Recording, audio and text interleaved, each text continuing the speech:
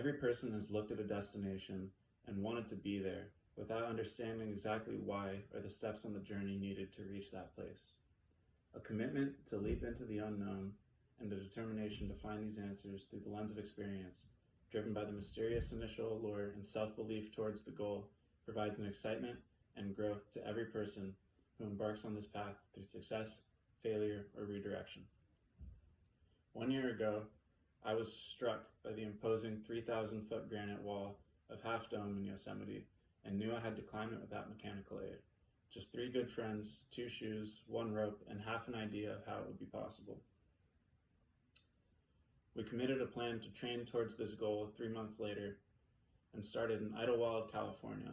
With lots of previous rock climbing experience, we needed to go to Idlewild to take our skills from that in the gym to one of alpine outdoors and risk-taking and dealing with the elements. So we learned to climb big walls up to 1,000 feet long, multiple rope lengths with nothing but springs and metal wedges to protect our falls. We learned to take risks, and we learned to get comfortable with falls that have serious consequences that you absolutely do not want to take. And while on easy routes, we learned to trust our partners with the prospect of these falls and learn to deal with the elements. So it was in Idlewild that we had our first experiences with rain, snow, and severe heat, sometimes all within the same day, that would previously drive us off of shorter outdoor rock climbs. We had to learn to deal with them as we were committed 500 feet into a climb with 500 feet to go. We had to strengthen our mental fortitude and aptitude for risk to deal with these elements that would become a factor later on in Yosemite. We had to train our physical abilities, specifically cardio, as the climb would be at 8,000 feet and require 8 miles of backpacking just to get to. So I started running every day to get into the best shape of my life, and it gave me determination to push through pain. I would meditate during and after runs to focus on having a clear head and good decision making when physically tired. This commitment to training would come to my disadvantage, as 3 days before Half Dome, I would tear my calf running up a mountain because I was too stubborn to give up on the run. Now, this stubbornness would come into play later in the story, but let's get to the main event. Arriving at the valley, starting on a highway out of Fresno on one side and going through the 2-mile tunnel opening to a brilliant exposed view of Yosemite Valley. The fear that we had had surrounding the event and the dangerous climb ahead was immediately replaced by inspiration and excitement, knowing that this time we would certainly be standing on top of Half Dome by week's end. Getting to know the valley, we did practice climbs and really took in the history of the pioneers that had gone before us, studying the names and the stories of the establishment of each and every line that we climbed, and feeling a direct connection to the past and these stories, standing in the shoes of the people before us on these climbs.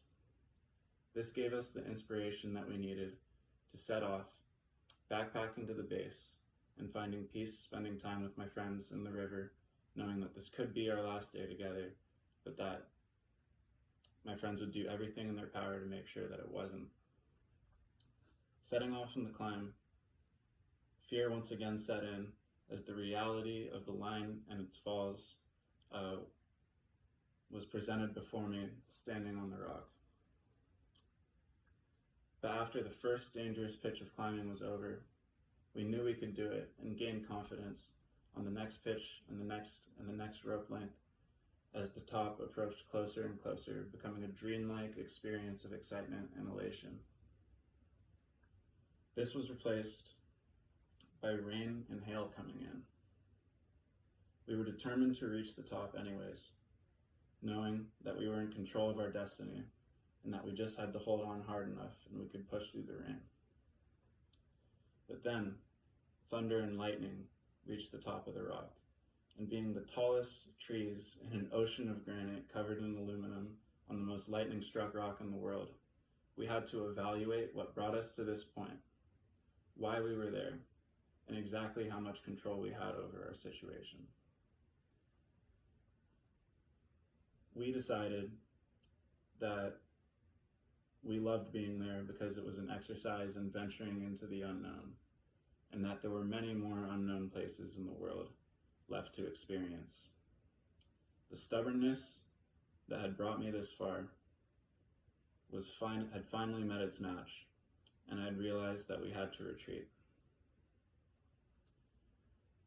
This was a bittersweet experience as we failed in our mission, but it was replaced by, in coming to this decision, the utmost peace and positive evaluation of the life I had before me and what I had to live for, and that I was certain that we would be back to succeed in this mission, and that I had many more high mountains and unknown places to chase after this day. Thank you for listening.